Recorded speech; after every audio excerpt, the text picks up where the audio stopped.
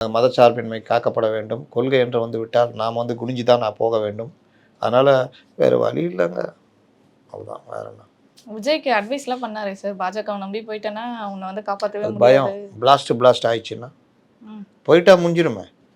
எத்தனை சீட்டு வாங்கினாலும் எவ்வளோப்பா சீட்டு 5 தான் தருவோம், குடு ஜெயிக்கவா போகிறோம், அவங்க எல்லாம் ஒன்றாயிட்டாங்களே, அப்படி ஆயிருக்கும். போகலன்னா கொஞ்சம் நம்பிக்கை இல்லை. அதான் விஷயம். விசிகாக்கு இந்த தடவை எத்தனை சீட்டு ஒதுக்கப்படும் நினைக்கிறீங்க சார்? 10 சீட்டு தானா இல்லை அதுக்கு மேல? 10 எந்த ஊரில் இருக்கிறீங்க? தேமுதிக 10 இருக்கப்ப விசிகாவும் கேட்பாங்கல்ல, எங்களுக்கும் தேமுதிக 10 கிடையாது, 8 கொடுப்பாங்க, இவருக்கு ஒரு 6-7 கொடுப்பாங்க. சிபிஐ சிபிஎம் மாதிரி தான் இவருக்கும்.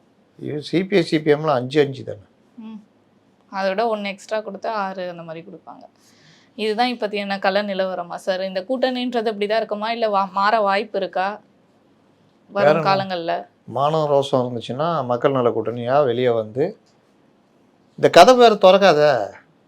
அங்கே போனோன்னா கியா அப்படின்னு அமாரா டிஎம்கே மே பகுத் அச்சா சண்டை, அதனால் விஜய்கிட்ட ஆகையா அப்படின்வோம், ஜாவ் அப்படின்வோம்.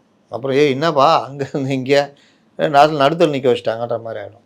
அந்த பயம்லாம் இவங்களுக்கு இருக்குது. இப்போ விஜய் வாங்க நம்ம பேசுவோம் அப்படின்னு ஃபோனை போட்டு, என்ன முத்தரசன் சார், என்ன சார் வீரபாண்டியன் சார், வாங்க சார் ஒரு 15 சீட்டு தரேன், வாங்க பேசுவோம் சார், சண்முகம் சார் வாங்க சார், இல்லை இந்த பாலகிருஷ்ணன் தான் அவர்கிட்ட ஃபோனை கொடுங்க, 15 சீட்டு 15 சீட்டு ஓகே, மற்ற விஷயம் அதெல்லாம் பார்த்துக்கலாம் வாங்க அண்ணா, என்னண்ணே கோச்சிக்கிறீங்க, திரும்ப அண்ணே வாங்கண்ணே, மானத்தோடு வாழ்வோண்ணே, 25 சீட்டு தரணும் வாங்க மாதிரி பேசி கீசி இழுக்கணும். போகிறது விசிகாவை சேர்த்து. இவர் இந்த சினிமாவில் அந்த ஹீரோயின்கள்ட்டே அவ்வளோ ட்ரை பண்ணுவார், நிஜ வாழ்க்கையில் கட்சிங்கள்ட்ட ட்ரை பண்ண மாட்டார். ஒன்லி ஹீரோயின்ஸ் மட்டும்தான் போல் ட்ரை பண்ணுறதெல்லாம்.